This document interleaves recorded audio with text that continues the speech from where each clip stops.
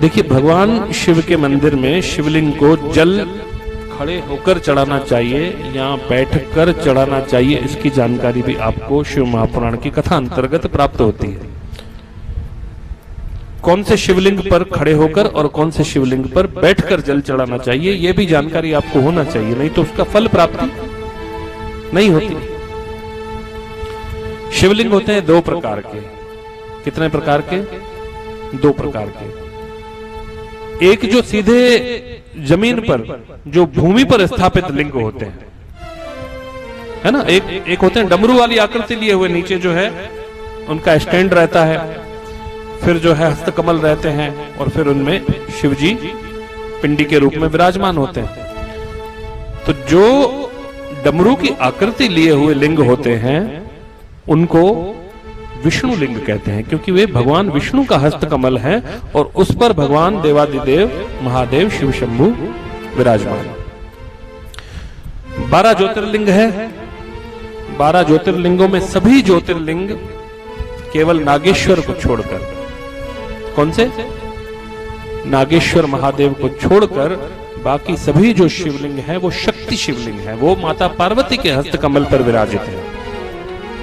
और जो नागेश्वर महादेव हैं वो केवल भगवान विष्णु के हस्तकमल पर विष्णु शिवलिंग के रूप में स्थापित हैं। तो जो नीचे डमरू की आकृति लिए हुए शिवलिंग हैं, अगर उन पर आपको जल चढ़ाना है तो आपको खड़े होकर जल चढ़ाना है। अब आप किसी भी मंदिर में जाओ और नीचे स्टैंड लगा हुआ शिवलिंग देखो तो आपको खड़े होकर और भगवान शिव को जल, पत्र, पुष्प जो भी समर्पित करना है, तभी आपको फलीभूत होगा, तभी उसका फल मिलेगा, तभी वो फलदायी होगा। तो आगे से इस चीज का ध्यान रखेंगे कि कभी भी किसी भी शिव मंदिर में जा रहे हैं तो जो विष्णु शिवलिंग है, जो स्टैंड पर है, नीचे भगवान विष्णु का हस्तकमल है और ऊपर उठे हुए शिवलिंग है, उन पर खड़े होकर जल चढ़ाना है।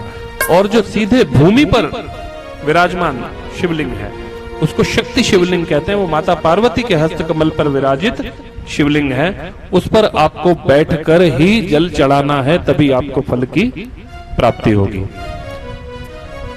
और जो भी ज्योतिर्लिंग है, अगर कोई ऐसा शिवलिंग है जो भूमि पर स्थापित है लेकिन बहुत बड़ी आकृति लिए हुए है और आपका हाथ नहीं पहुंच रहा है, तो ऐसा नहीं है कि आपको हाथ पहुंचाने के लिए कोई डंडे में कलश बांधकर और उनके ऊपर चढ़ाना है, नहीं। जहां तक आपका हाथ पहुंच रहा है, जहां तक आप उनको जल चढ़ा पा रहे हैं, वहीं से आप जल चढ़ा दीजिए, तो भी उसमें आपको फल की प्राप्ति होगी। लेकिन अगर आप शक्ति शिवलिंग पर खड़े होकर जल चढ़ा रहे हैं तो फिर आपकी फल की प्राप्ति नहीं है। तो आगे से सभी माताएं, बहनें, धर्म बंधु, शिव जी के भक्त जो भी हैं, इस बात का ध्यान रखेंगे कि हमें शिव जी पर जल कैसे चढ़ाना है।